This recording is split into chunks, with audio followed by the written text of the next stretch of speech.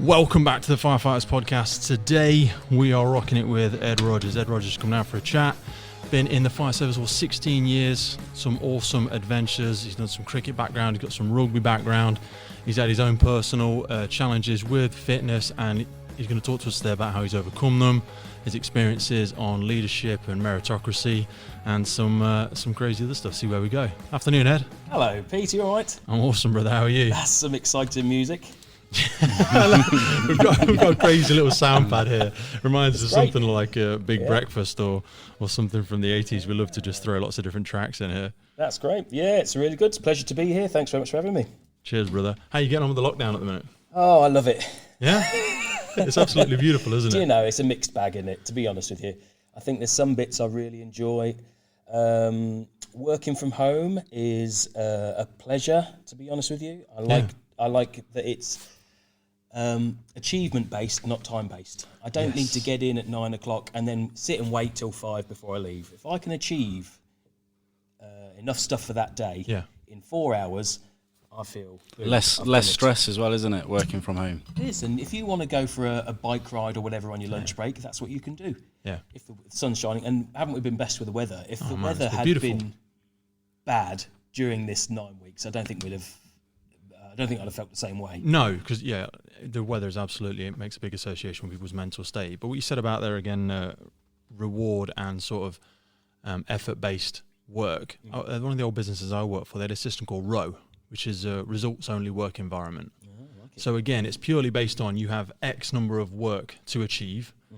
So long as you do it, they don't flag hours, they don't control any of that aspect of it. Because ultimately, if you think about, certainly in the external business world, they kind of get it a lot better that what you're paying somebody for is result. I'm not paying you to be there from 9 till 5. I'm not paying for your time. I'm paying for a result.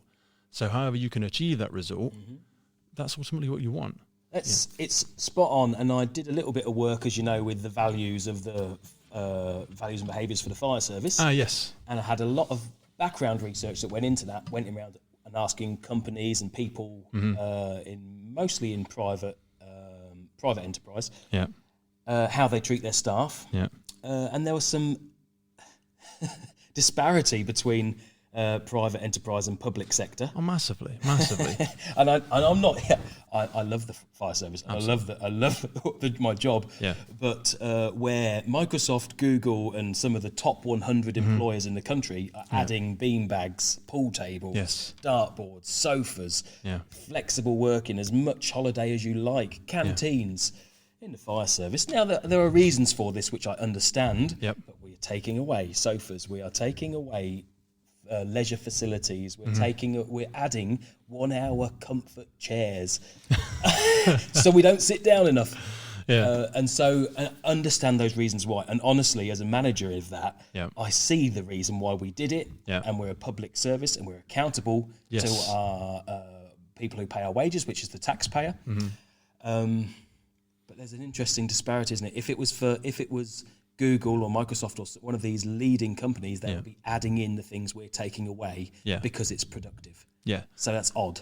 I think for some of those larger companies, when I've looked at some of the similar studies, they're looking at the potential output of an individual and trying to create an environment around them to optimize that output.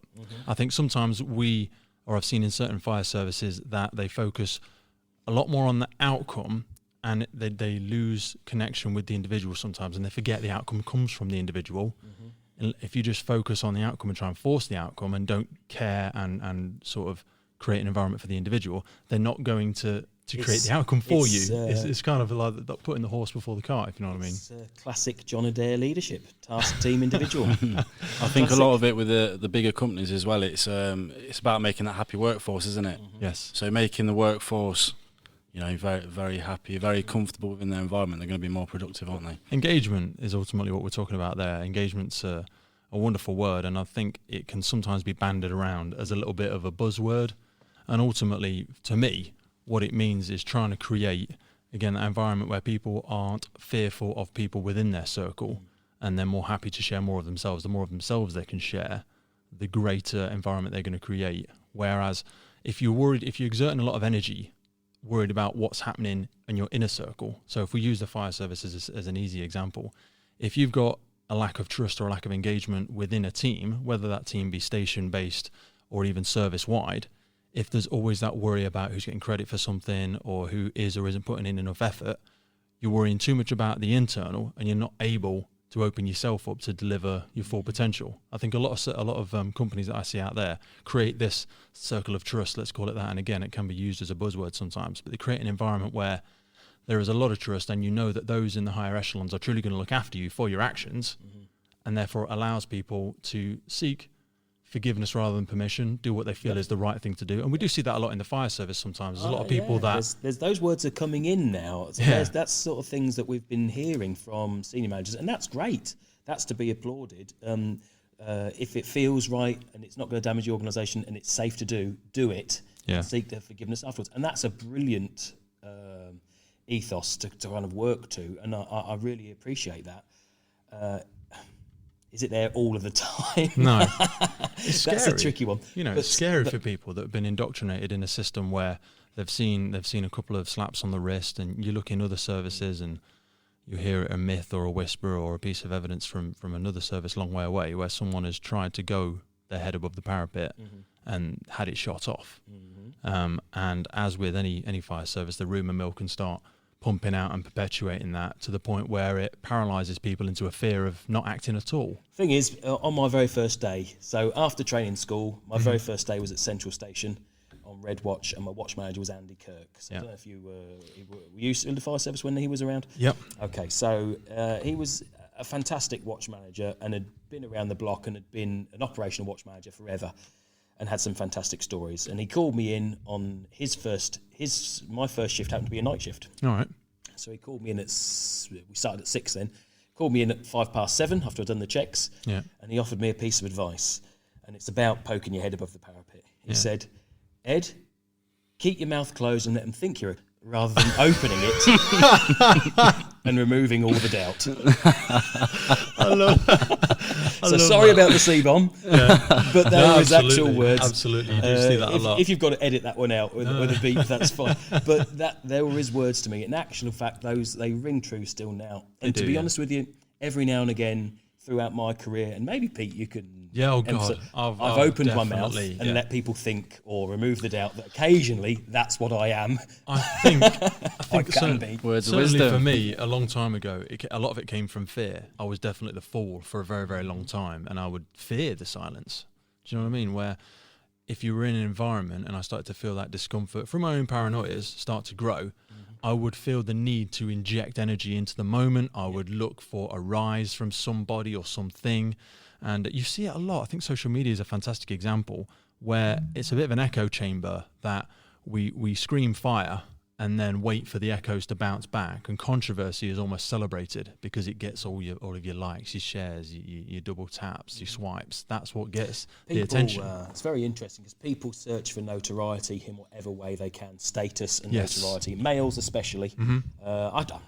Maybe it's the same for females as well, but certainly males, and the fire service is heavily male driven. And if you can't be notorious for being successful, clever, brilliant firefighter, you can still be notorious for being an idiot. Yeah, and both are equally valuable. But it's not just idiots as well. Violence is a great example. I think it's an old Tony Robbins one. When you speak about notoriety, he often mentions the word significance. So we all require significance, and if we can't get it from a means whereby we've achieved something, i.e. from self-study, personal development, doing something significant in the world, what you can get it from is if you're ignoring me and I'm not significant to you, if I attack you or if I put a gun to your head, how significant am I now? How important am I? How much of your attention are you giving me now? You're giving me a lot, because I've demanded significance from you. And some people use that. When we see it in the playground, children getting aggressive. And honestly, as we grow up, we don't often change too much. Well, once you know this, and once you can realise why people are acting in the way they do, it's useful. So it's something I've had to do as a manager on one occasion. I'll mention no names or no watches or no occasions. However, publicly in front of everybody else, I was called out on a fire engine as the watch manager, covering another watch. I was called out. And I was physically? Like, oh no, not for a fight. All right, okay. I mean, here's what I think about you and what you're going to do about it, kind of comment. Very nice. I went, where has that come from? Yeah. Why me? You don't know. Well, Where has that come from? And then I just thought, it's notoriety he's after. Yeah. And so just call him straight on it. Yeah. Straight on it and say, look, tell me why to do that was career suicide. Yes, potentially. You clearly don't care about that. Yeah. What you care about is what these other people around you think about what you've just said. Yeah. And that's Did you address it in a public forum? Straight to him in front of the other people. Just called him out on it and just said, you're doing that to make a show for your friends here, not because you feel deeply about the issue you're talking about. No. You actually don't care. Because if they wanted a significant outcome from that, it wouldn't have been the right platform for them to be addressing it. You know, they weren't looking for what you gave them. They weren't looking for interaction. They weren't looking for debate. They were just throwing a big rock and trying to make an impact on yourself. Once you recognise what motivates people, you have a far better chance of sort of dealing with it, don't you? Yeah. But yeah, it's a laugh anyway. But every now and again, conflict's healthy. It is and healthy. Every now and again, conflict gets the blood moving, and it's one of the emotions in life that's worth. That's why I play rugby. I love rugby because I just adore the conflict of it. Yeah. I don't mind. Honestly, I'm not a violent person. I've never had a fight outside of rugby. No. But my God, every Saturday, I have a pretty high yellow card count. I love the fact of because I've never particularly been a violent person at all, despite some of my adventures into performance enhancing drugs and all that sort of craziness.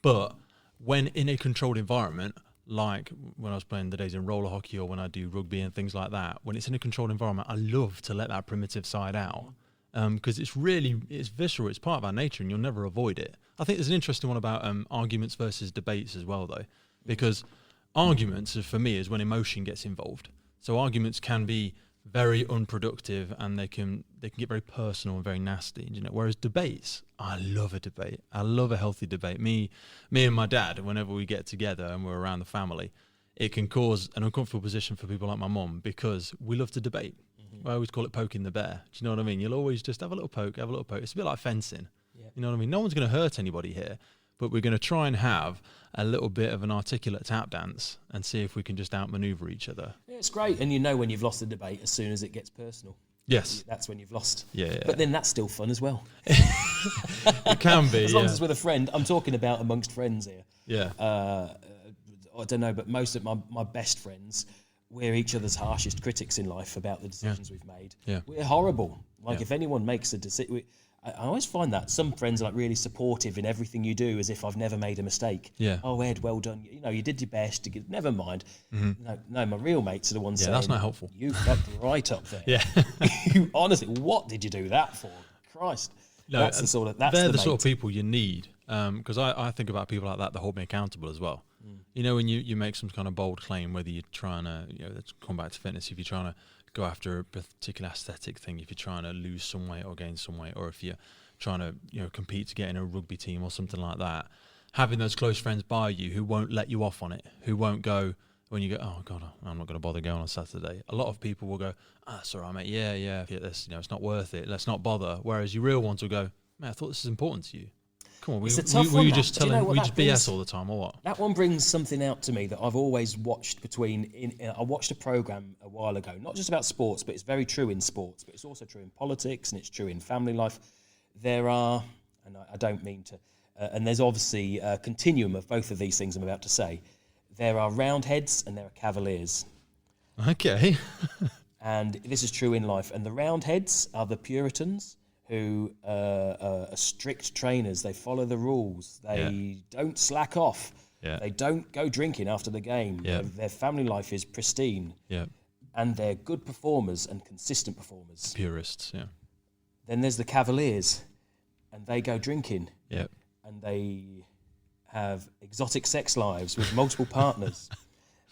And they slack off training. Yep. And then they go out and they bat for England and score 150 and win the game. Yeah.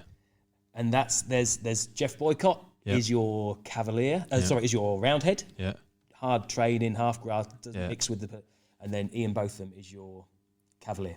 Yeah. And in politics... Let's say that. I love politics. Yeah. There's no doubt about it. Boris Johnson is a Cavalier. Yeah.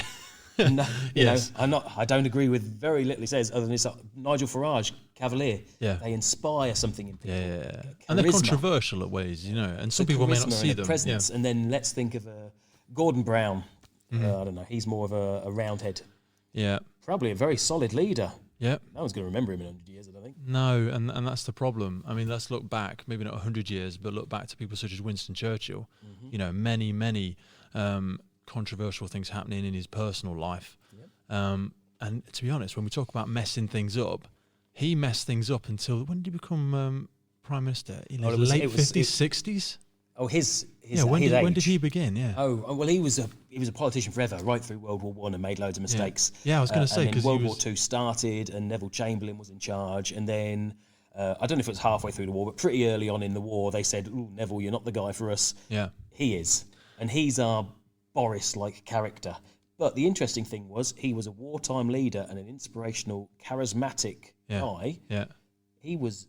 6 months after the war ended, sorry if that's not quite right, it might be 10 months. Yeah. But he was voted out in a landslide. He was like, "We do not want you as a peacetime leader." No. And like, how could you go from national hero? He couldn't get over that.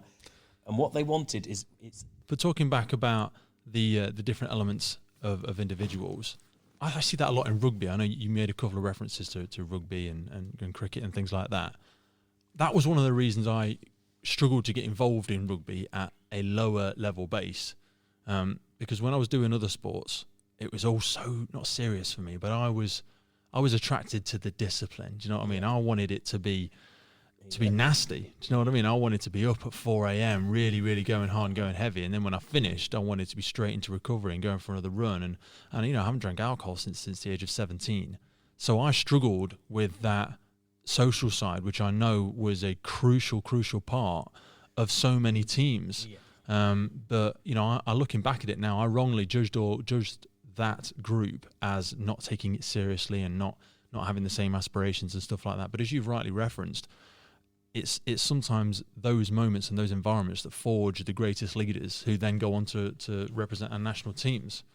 I think imagine those Spitfire pilots taking it back to World War II, sitting around smoking, drinking gin, the bells ring, off they go, scramble and fight the Jerrys, come back and, tea and medals. Yeah.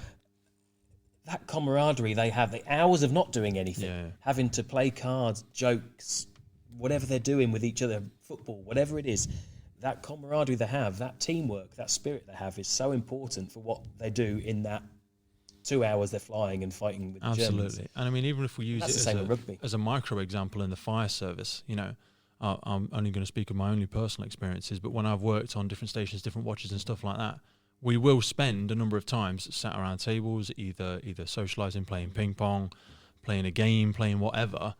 We're not out there every hour of the day doing drills. Well, we're not. Pete, you remember I was watch manager and you were on my watch. I was indeed. And at 9:30, at least on one of the nights, I would ensure that you were not working or anything else. You've got to come up and watch a film. Yes, and I know you didn't like it. Yeah, and that was difficult for me. It was very difficult because I was like, I can't, boss, can't I go in the gym for a bit, or can't I just this, or can't I just that? I promise you, this was a more productive use of your time than you are appreciating. It was, absolutely, and it took me a long time to come to that realisation, because it's in those moments where you'll forge relationships with people that perhaps couldn't do so in a different environment. So for me, going out and playing sport, going out in the yard and playing some whatever, volleyball, football, anything like that, building relationships through that was my environment to build relationships. But for some people, they wanted to sit round and have the conversation over a cup of tea. They want to make a meal together. We talk about families cooking together and making food together. Watches, cooking together, build some incredibly strong bonds. And so much of their outside world, I think this is where the fire service is so unique,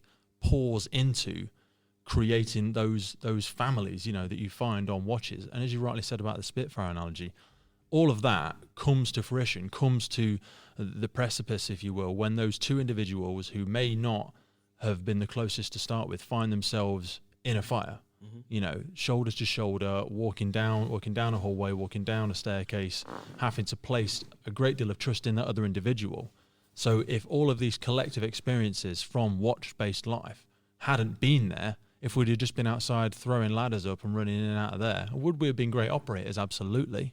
Would we have had the same visceral connection to each other? Probably not. Would be my strong debate. It's my view that it's really important. I don't think it's everybody's view, but it is my view that kind of thing is really important and should be encouraged, and especially as we're learning more and more about mental health. Yeah. And It's one of those things, political correctness and the word of banter. Some people don't like that word, banter. Maybe people are not using it correctly. Yeah, I think it's perception with that word. You know, some people are perceiving banter to be bullying, and that's clearly... And that's because some bullies do hide behind it. Some bullies will use banter as a write-off when not everybody's laughing. That's right. Do you know Absolutely. what I mean? However, what I would say is a dark sense of humour, in general, for most people, is something that helps you get through. It helps you get through horrible things in life, and that's not just in the fire service. No. That's at your own mother's. I think it's very British. It's very British, the dark sense of humour. And very Ricky Gervais does some brilliant things. Emergency services in general. My brother-in-law is a paramedic, and it's a coping mechanism to be able to dilute the situation and start to dissect it so that it doesn't hold such an enormous presence in your mind, which is the real concern when we're exposing ourselves to traumatic. How can you take all of that on? Can't. I mean, how could, I don't know, imagine undertakers. I would hate to do that job. I would hate that. And then all of a sudden, mostly it's old people and you're fine with it. And then a kid comes in. Yeah. No way. I'm not doing that.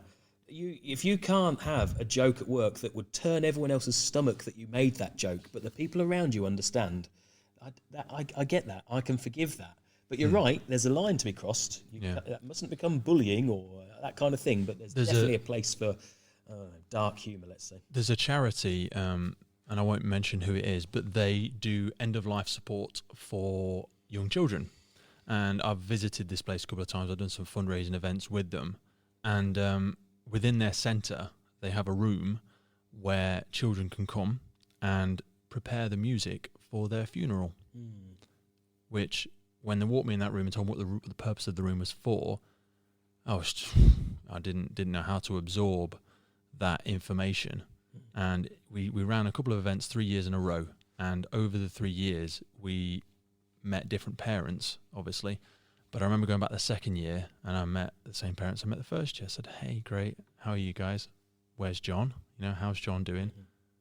John passed away 7 months ago. But these people remain a part of that institution long after the children have passed away. But the reason I make the point is the staff that work there have that coping mechanism mastered really down to a fine art. And we talk about team building, we talk about openness and being able to inject humour into situations. They are masters at that, not only with each other in a closed environment, but I've seen it demonstrated with the families as well. And for some people, that is a great coping mechanism for parents and loved ones who are struggling through something. For somebody to just come up and inject that bit of reality and go, "Oh God, this is really shit, isn't it?" Or, you know, just give you that bit of levity to go, "Oh my God, you know what? Oh my God, yeah, my dog has died and my dad has just been diagnosed with this and we have just had the closure on the house and you know, if I was in a Western story, I'm sure there'd be tumbleweed rolling across as my barn fell down or something like that." So being able to have that coping mechanism we see across so many elements of life, I think. Do you know, we haven't talked about one topic for more than 2 minutes. We keep moving from one to the next. But when you talk, it makes me think of something else. And the other thing about mental health that's really important to me, and I think is missed somewhat, and this might be unpopular and controversial, but it's worth saying, is resilience. So when you've got your barns fell down, your dog's dead, and your dad's been diagnosed with cancer, and you've lost your house, it is how you deal with it. When you get told you haven't got the job, it's how you deal with it. When you get told bad news, it's how you deal with it. Because sometimes you wonder whether we recognise mental health as being so important, sometimes enables people to collapse at the first hurdle they face in life. It does, yeah. On occasion. I mean, I don't like to say that for of course. But it can be a hook to hang something on sometimes. It's easy to be a victim, isn't it? Yeah, it's very, very easy. It's the easiest thing in the world. None of the problems are your own fault. No, the world's against me. How can I survive in this government, in this economy with my background? You know, there's a great example, and I forget who gave it, of two twins, obviously two twins, who grew up and their dad was an alcoholic. And one of the boys, obviously they were both 18, one of them had gone into a life of crime and become an alcoholic, and another was running a successful business, doing very, very well for himself. And when they interviewed the two individuals, the one who had gone to a life of crime said, "Well, what do you expect? My dad was an alcoholic, my dad was a waster. What do you expect from me?" And funnily enough, the other brother said exactly the same, but in reverse. And he said, well, what do you expect? I had no choice. My dad set that example, and I was never going to do that. I had no choice but to go the other way because I wasn't going to head down that. And it's just choice. One of them chose resilience, and one of them chose to be the victim. Yep. It's exactly as you say it there. I think that's it. I think sometimes the difficult choice is you can go which way the wind blows or take the easiest path if you like, but that's it's exactly all it is. It's the easy path. It's about how you accept defeat, I suppose. I mean, Rich, you see a lot of defeat in the fighting world, but more often than not, I see people in the fighting world when I hear I only see professionals and stuff like that, obviously on TV. They are a lot more humble and they tend to take the learnings from it, but at a lower level. Do you see a lot more people get bitter about it and try and find the excuse, or? It's that saying, humble in defeat, isn't it? At a lower level, no, it's very much the same, to be honest with you. Is it? Yeah, you always learn a lot more from losing, don't you? But I mean, going back to how you handle things, going back to a fighting perspective though, there's nothing worse than getting your head kicked in, so to speak, in front of an audience. It's not just you've put a lot of hard work into it, but it's embarrassing. Yes, as well. So you in that scenario, you got two choices, haven't you? You either get back up and prove yourself, because this is what you want to do, or you run away. Because I suppose that's like the ultimate loss. You know, going for a job or something like that is one defeat. You know, a business failing. You know, I've had businesses fail. Can be another type of defeat. But the physical act of losing face or being thought less of, or the perception of being thought less of, if you've been beaten by another person, man or woman, is an entirely different level. And I suppose it's almost, we'll call that like the base level. And then up from that is a little bit of the sporting. I see it a lot in the sporting world, because somebody is beating you because they're either a better strategist or they're simply a healthier, stronger, more physical specimen. And even back down to our primitive nature, we know that those that are bigger, stronger back then would be the leader of the group, the pack. You know, in a group of animals, the big strong one gets first choice of meat and first choice of mate. You know, the artistic one of the family perhaps gets pushed out, and they will be expected to eat last and get the last choice of mate. So I think it's really interesting to see that in a fighting world they're much more humble, whereas in the business world or in a career-based world, I find people don't necessarily take failure as easy. Sport's a great learning tool for kids and for all ages, about how to accept defeat, discipline. I mean, my sport's rugby, and it's all about respecting the referee. And that's, I mean, you hear the debates between people who like football and people who like rugby. I was about to make that debate. Constantly there. And all the people who like football, stupid game, you can't, and all the people who like rugby are saying, look how you treat the referee. And this is me ranting now. No. Look how football is rotten from the very top, from Sepp Blatter or whoever was in charge at the time, right the way through to the fans. The only people who show loyalty in that game are the fans. They're the ones with the tattoo on there. They'll never change club. No. They'll never change club, and they spend their money there. The manager, the players, the chairman, the owners, the FA, UEFA, all the rest of them are interchangeable. They don't stick with one club or one philosophy. They just go with whatever. So sometimes I look at football fans and think, you're being held as mugs here. I feel quite bad for them sometimes, because I don't know anything about. I don't feel like bad because they support football and nothing else. It's a great game, but when I hear them speaking passionately about their club, I do. When we spoke about, you're the only one who cares, mate. When I spoke about poking the bear earlier, I do say to them something when they say, "Oh yeah, we've just done this and we've just done that," and I think to myself, "What do you mean we? You don't own any part of the club. You're not. No one asked you. Not no one asked your opinion, but I mean, the club owners didn't consult with you and the fans. Do you know what I mean? You are going to stay committed and passionate for the team, and I applaud that. But this person you're glorifying now will perhaps happily move tomorrow without a second glance. I'm going to make an exception. And I feel sorry for him. I'm going to make an exception, and that's because I've always had that opinion about football, as in it's rotten from top to bottom, and the fans are the only ones who truly care about this. They say it's a really passionate game. Actually, just the fans are passionate. Everyone else is interchangeable. Should be Man United one day and Man City the next. They don't care. Well, they have an enormous passion to win at a professional level, but I don't think they mind too much who it's for sometimes. Loyal, are they? They'll go wherever. Passion and loyalty, I think, two different things. And that's the same right through. However, I do have a personal experience. We link it back to fire in that the helicopter crash at Leicester City. So I was one of the watch managers there at that incident. Yeah. And so I was up close and had some inside information about that incident, and it was big national news for a couple of weeks. And so I was kind of a little bit part of watching how Leicester recovered from that in terms of the floral tributes. And there were some huge actions made by several members of the club and the community. It was awesome. Business, I mean, from every angle. I was overwhelmed. I was privileged to visit it. I think we visited it together. We went. And wow. Well, I changed watch. That was my final night on. I can't remember if it was blue or white, wasn't it? It was my final night on white watch, and then I was on blue watch the next week. Mm-hmm. So, which is why I went. Well, I didn't get to go down, so we hopped on. And there was flowers sort of 30 metres deep, 3/4 of the way round, and there was a big marquee which was giving you tea and coffee and stuff, and I just felt. At that point, I probably felt what a proper football fan feels when they go and watch. I just felt that it was a community. Yeah. And it was brilliant. And there were other teams coming. And so that was a really close moment. Mm. And that, for me, like I wasn't a Leicester City fan, football. Didn't really care either way. Yeah. However, now, I can't say I'm a Leicester City fan because I couldn't name you more than 3 players. Yeah. But what I can do is I will know on Saturday whether they won or lost because I just look out for it. Yeah. And I think, good for them. So, little personal things like that. Things like that really, really draw me to situations. And again, as you've said, whether it's sport or otherwise, it doesn't really bother me.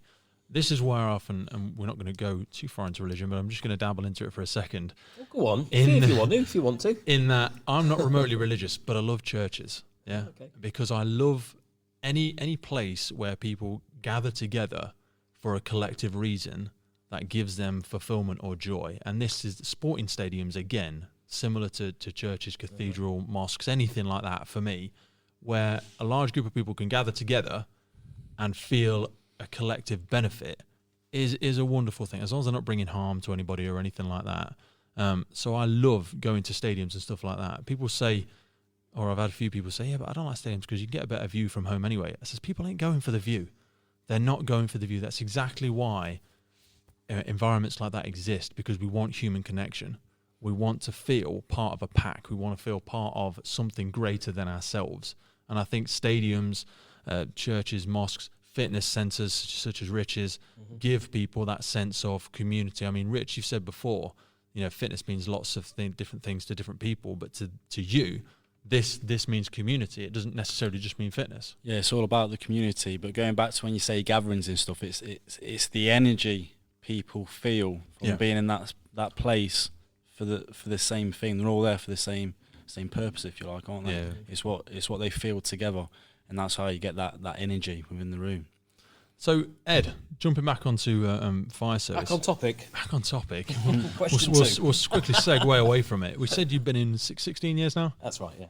So you're not that old necessarily. So what did you do before the fire service? Oh, well, I messed about doing other jobs. But the job I did directly before the fire service, I was in recruitment. But I was... it was a bit more like a headhunter, really. So I did sort of recruitment of managers for the food industry. So, for example... the guy who is the factory operations manager at British Sugar, and Tate and Lyle need one. Okay. So I approach him and say, "Do you want to go work for them?" Scout them over and that kind of thing. Yeah, headhunting, I suppose. It's kind of, and it was all about relationships with people. Because then when you do that, if that person was to successfully move across, you then know that British Sugar have got or Tate and Lyle have now got a vacancy. Yeah. So you go to their HR. And you just slide your dominoes around. Sliding people around. Yeah. That's clever recruitment. That's how it works. Platforms like LinkedIn, people have made huge businesses from that sort of building relationships and becoming that key person of influence in certain societies and certain areas of sectors. Recruitment, what you learn is there's a lower level, they leave you there to fail. It's a very tough, cutthroat business, so you'll find a lot of people who are recruitment and they're recruiting lower level jobs. There's a high turnover. It's really difficult. It's a proper sales job which has got a low basic pay and then you get paid some commission on top. And really good people can be successful at that. Yeah. But there's a lot of people who just find it hard. It's hard going and it's unstable work. But what you learn is that it's about the benefit of face-to-face interactions. So forget just speaking to a candidate on the phone. Yeah. Because another recruitment consultant met that candidate face to face. Yeah. Who do you think he's going with? Yeah. So human connection again. And just going to meet him at his wherever, a coffee shop somewhere, seems like a waste of your time because you're not earning any money. But what you're doing is you are creating a obligation. Yeah. And that is you're something front loading the relationship a little bit, aren't you? And that's sales. Yeah. And in the fire service, especially in community safety, what I'm selling is safety messages. Yeah. So how do I get the community obligated to listen to me? Yeah. That is by face-to-face interactions, Yep. a number of interactions with them before you try and sell to them, because who likes a cold call? No one. Knock, knock, knock. I'm here to sell you some windows or a car. Yeah. You're never going to do it when someone rings your phone and I'm just calling for it. You're not interested. But if you've seen that person 3 or 4 times before, you're priming them, and then boom, hit them with your sale at point number 5, and that's how 4 to 7 interactions. I think it's something like that. Well, we that's how I try and run community safety. Yeah. In terms of they need to have seen us. Now, to be fair, they've probably seen the fire engine go past. That's interaction 1. Yeah. They've probably watched London's burning. That's interaction 2. Yeah. They have a decent. You've got a great knowledge. USP as well. You know, We've said this before, haven't we? On something else. It's like they have to know you, they have to like you, they have to trust you, and then they'll buy from you. That's right. It's the next logical step. And sometimes they're buying something physically, or they're joining a gym, or they're buying. Or they're buying into your movement, or they're just supporting and celebrating you. They're just buying what you're saying. Yeah. And often you see it with some public figures that don't necessarily have a product, you know, in inverted commas, to sell. People are dying to get a piece of them. Do you know what I mean? And whatever that person punches out at some point in time soon races off the shelves because they've built so much depth in the relationships with people. I mean, you've used the examples of recruitment and fire safety, but life is sales. Do you know what I mean? I say to my wife sometimes, and as she rolls her eyes across the dinner table to me, and I'll say, you know, you're selling to the kids. We're always selling to the kids. You've got a picture of kids are the best salesmen. Absolutely the best, because they don't take no. Yeah? Can I have this now? No, darling, you can't have it now. How about in 5 minutes? How about if I have half of one? Okay, well, if I have one in 5 minutes, does that make I have one at 8 o'clock? Is that the last one I can have today? And this is all it's about. This is sales. Yep. Do you know what I mean? People feel like it's pestering somebody, but it's not. You're constantly turning the cube. You're constantly spinning it around, seeing it from a different angle. Someone a bit. Oh, yeah. But children are fantastic at it. Yeah. We unfortunately, a lot of people learn that is the very element of chasing somebody or chasing something and having a relentless attitude is wrong, and it's rude, and it's a bit overbearing. And we get told those things, and we unlearn that natural thing that we had as a child. And I think that's when so many people, as they get older, don't take risks. Because I say to people, shy kids don't get sweets. You know, don't be afraid to ask. Just ask. You know, I don't know what the guy's doing over there, but he's got 10 bottles of Coke. Go and ask him if he's giving them out. Oh God, no, I can't do that. But if I said to my daughter, hey baby, let's go and ask that guy. Yeah, what's the worst he's going to say? He's going to say, no mate, no, these are mine. All right, not a problem. Life is an audition. Yeah. You only need one person to say yes once. Only. Every job interview I've gone for, and I've not got several, you only need someone to say yes once and you've got a job. Yeah. That's it. You know, it's an audition. So everything is you just need someone to say yes once.